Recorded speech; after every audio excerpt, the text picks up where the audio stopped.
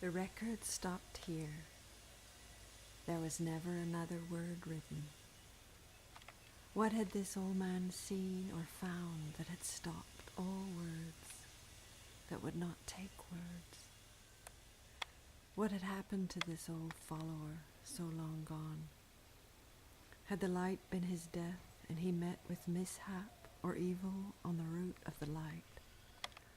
Or had he not been able to put another word to all that he'd seen, and so abandoned the record to become the light?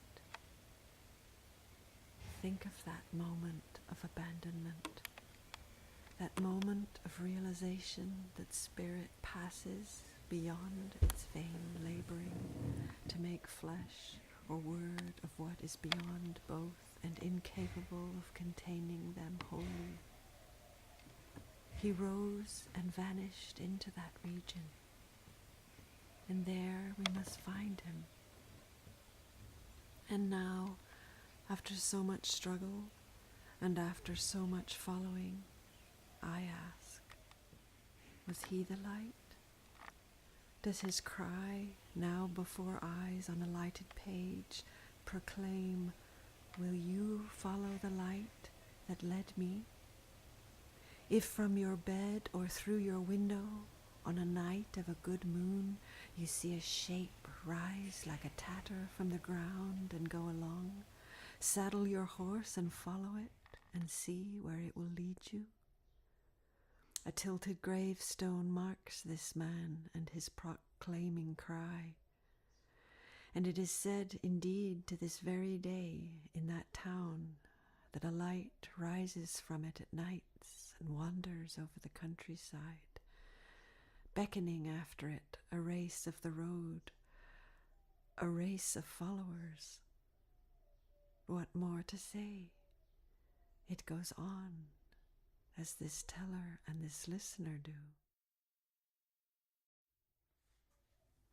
2. The Message.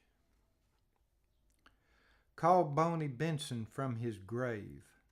Call him from the dirt, for someone of us must disturb him so that he will rise and wander over the ground of his mind until he is followed and defined and laid away again to rest. Suddenly he comes back, rising, called for, to his name, swinging his lantern along the old railroad track. With his return comes the image of a kite. It has come slowly, this slow-footed, late-arriving image of Boney Benson and the kite. Wait for the coming back, as image waits too. In a town once there lived this Boney Benson. He worked at the depot, and, like a skeleton-headed ghost in charge of the movement of the dead, flagged the midnight freight trains with a red lantern. One night, while you waited with your kin at the depot, the children in their sleepers, for the arrival of the 10:06, just to watch it for a thrill, you had all been riding on the highway to cool off. It was broiling August, and had come on back to park at the depot to watch the train come in. You saw him pushing a freight car with a casket on it, and saw him help some Negroes load it onto the baggage car. You saw him make the sign of the cross. People in the car whispered of someone lately died in the town. So this was why they had come to the depot. You heard one of the menfolk say under his breath, "Goodbye, old Stacy." And it seemed the dead person was given over to the hands of Boney Benson. People in the car said, "Old Boney Benson, doesn't he look scary? Looks worse and worse every time you see him," and whispered his story beyond your hearing. You related him again to death and phantoms, and thought him in some way and sorrowfully in charge of the dead, who were moved where, in what direction, towards what graveyard or judgment, on the trains that rolled into the town out of blackness and night. and went on ahead into swallowing blackness. Whether he had a wife or family or other kinfolks in town, you never heard it said, and your only information came from conversations overheard, which makes you think how impoverished a servitude is childhood, and how people talked about seemed only ghost, and that it is later, when we have our own eyes and language, that we reclaim these as flesh and blood people of earth, but only when they are ghost and too late. But they come back to take their lost flesh. Yet you heard enough said about him to render him a haunted man of bones, crossed by his own bony fingers, crucified on the gaunt cross of his own body, 2 sticks nailed together. At night he hovered over you in your nightmares, his crossed face speaking of his life, but you did not ask a question. Where did he live in the daytime? Where did he sleep? Who were his folks?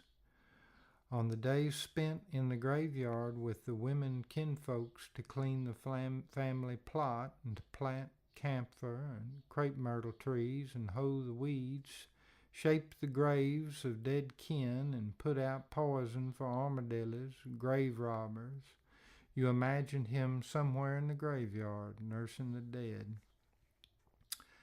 It was late one March afternoon, when you were flying a kite in the pasture, that you looked up and saw Boney Benson coming down the train tracks, where he belonged in your mind as any train, as though that was the natural place for him to travel, and not the road or path. You watch him coming closer in a steam of his own kicked up dust, and when he got to where you were holding the string of your kite in the pasture, he switched off the tracks and crossed the pasture to you. You would not run. You waited. You were a kite's mooring, and the kite was your responsibility in the sky, and you could not abandon it and cut it adrift. He approached you ghost-like, like a dream you could have of him, and so cry out, "Somebody, somebody," in the night, until a hand touched and quieted you. Still, you were not afraid.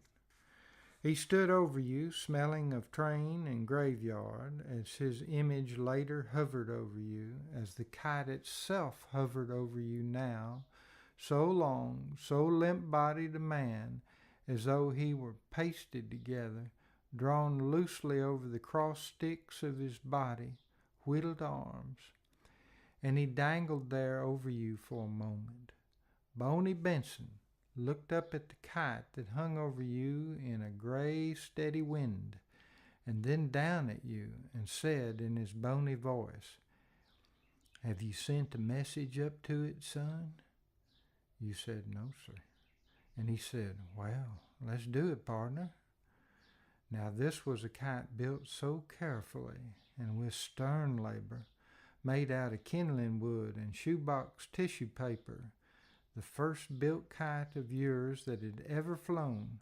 A miracle had happened. Your construction had been removed a distance from you, and you were no longer joined except by the most tenuous connection of thread. You, the mooring on one end, and the other end, the artifice, built of good stuff off the place, freed and lifted up into life of its own, hovering over the place it had freed itself from, and which had provided the materials to make it with. Boney Benson took from his pocket a piece of barkish Indian chief tablet paper written on in pencil, and said, "Let me send the message." You gave him the tight string and stepped back. Your kite was in his spidery hands, and you looked up at the face of the kite, hovering over the world, and down a little to his, over you too. It seemed both faces were in the air, lodged there over you, and his face was like the kite's, red papery face with sticks of bones. Boney Benson very carefully put the message on the kite string, and it started going up.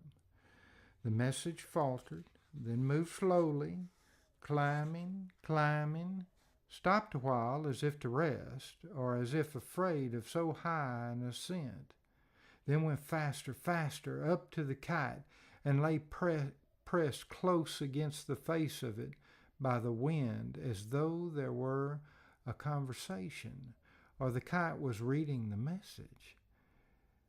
Then the kite dived in an instant and began falling, falling. Boney Benson started pulling in the slack, but the string fell all around him.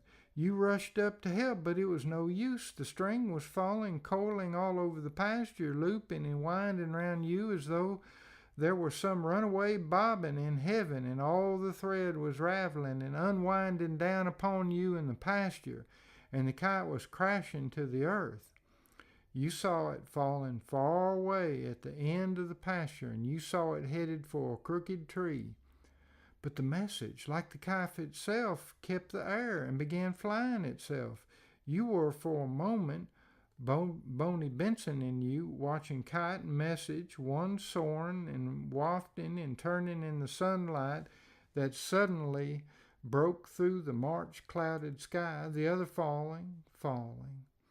The message went traveling on now, faster and faster. Then the sun had its eyes on it and was reading Boney Benson's letter. Then the wind took it for a moment and read it, braille-like, with its soft lips. The message moved on out to the lighted zone of the sun and passed into the shadow of a cloud. If there was rain up there, the rain must have had the message for a moment too. The message went on through zones and fields of air, and again in a flash of sunlight you saw it like a silver mote, and then lost it among a flight of birds, it like a bird itself. Then finally, just as the kite fell broken across the branches of a tree, its knotted tail made of an old quilt, looped over the limbs far across at the edge of the pasture, you saw the message for the last time, going on, now itself like a kite, wafting, lowering, rising again, flashing in the shuttered light, over the town and then beyond it, on away into invisibility. Boney Benson finally said, looking down at you, "Excuse me for losing your kite, son. I'll get you another one." And he said, "Wonder where the message went." And for an instant he bent in a gesture that would haunt you forever, and uttered a deep, stifled cry, as though something had hit him in the pit of the stomach and mashed his breath out. And then he went on away down the railroad track.